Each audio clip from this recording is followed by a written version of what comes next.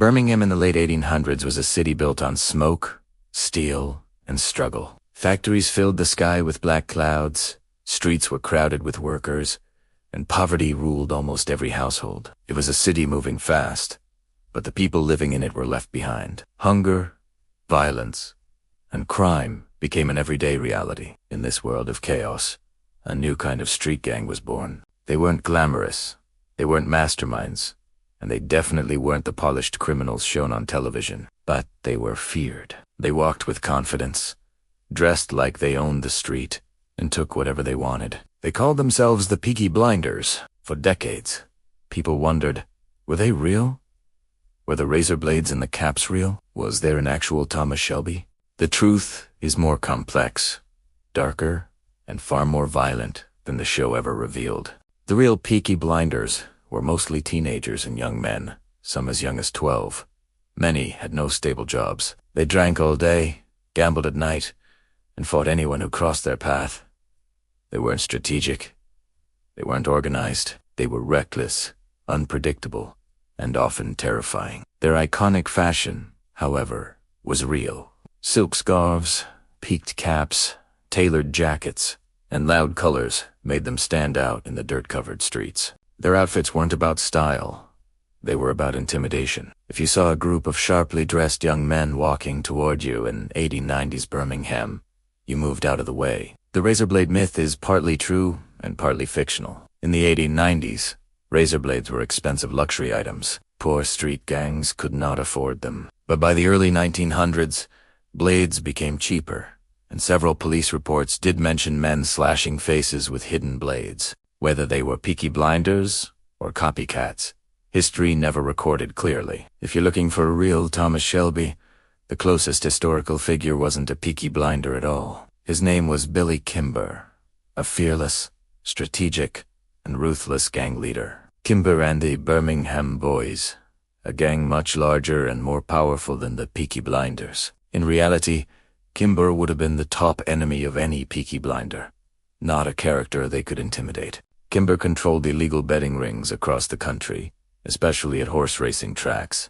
These tracks brought in huge amounts of cash, and Kimber's influence spread across cities. Police were bribed, rivals were attacked, and money flowed endlessly. In many ways, Kimber was everything Thomas Shelby is shown to be: smart, ambitious, calculating, and ice. But the Peaky Blinders did have leaders of their own, though nothing like the mastermind in the show. One well-known leader was Harry Fowler, a young, good-looking man with a long record of robberies, assaults, and street fights. His crimes were less about strategy and more about sudden bursts of violence. Another notable figure was Ernest Haynes, known for ambushing policemen, stabbing rivals, and starting fights in pubs. These men were dangerous, but they were impulsive, not intelligent criminal architects. Their version of leadership was simply being the toughest man on the street. As Birmingham grew, so did the criminal world. Gangs fought over every corner, every pub, every alley. Illegal gambling,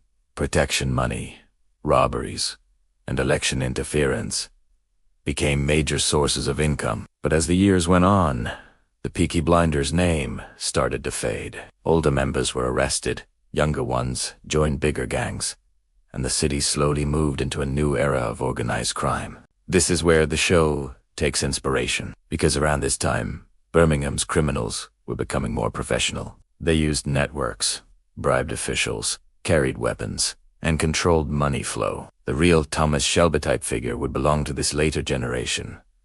Not the original Peaky Blinders, but the criminals who came after, inspired by them. One of the most profitable criminal markets was horse racing. If you controlled betting at racecourses, you practically controlled an entire underground empire. Huge amounts of money traveled through these tracks, mostly in cash. Dozens of gangs competed fiercely for this territory. Fights broke out almost every week. Billy Kimber became the king of this world. But power attracts enemies, and none were more dangerous than Charles Sabini, an Italian-British gangster with connections in politics, police, and the London underworld. Sabini and Kimber went to war, and their battle was filled with ambushes, stabbings, violent robberies, and gang riots. This violent conflict helped shape the mythology we now associate with organized British crime. While the real Peaky Blinders were mostly fading at this time, their image, their style, and their name left a deep mark. Young criminals copied them, dressed like them, and tried to act as ruthless as their older generations. By the 1920s, most real Peaky Blinders were gone. Some were dead, others were in jail. A few grew old and left crime behind. The city changed. Police forces became more disciplined. Street-level aggression was replaced by bigger, more organized networks. For decades, the memory of the Peaky Blinders lived only in family stories and old newspaper records. Great-grandfathers told tales of street fights. Old pubs mentioned their territory. People spoke about scarred faces caused by hidden blades, but no one outside Birmingham cared. The world forgot them, until a TV show revived the entire legend. Peaky Blinders transformed scattered historical fragments into a dramatic, stylized, and powerful crime saga. It took the fear, the fashion, the violence, and the poverty of real Birmingham, and blended it with fictional ambition, wartime trauma, and brilliant leadership. Thomas Shelby himself is not real, but the world that shaped him absolutely was. Thomas Shelby represents something bigger than one person. He stands for the kind of man who could have risen in that environment. Smart enough to negotiate with politicians, ruthless enough to lead gangs, broken enough from war to feel no fear, and ambitious enough to turn street-level crime into an empire. He is a myth created from dozens of real crooks, gangsters, bosses, and soldiers. A character built out of everything history didn't record clearly. The real Peaky Blinders, however, lived harsh, tragic lives. Many were injured in fights, arrested repeatedly, or killed young. They didn't build empires. They didn't become millionaires. Their stories are not glamorous. They are reminders of how brutal life was in 19th century Birmingham.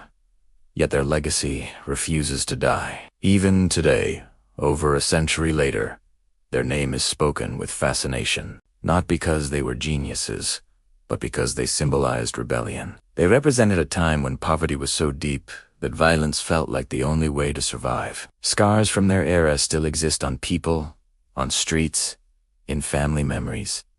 Invisible, but real. So was there truly a Thomas Shelby? In history, no single man matches the character exactly. But in spirit, there were many. Men who rose from nothing. Men who fought for power. Men who shaped the criminal world of Birmingham. Men whose lives, choices, and violence became the foundation for the legend we know today. And that legend, even after more than 100 years, still refuses to fade.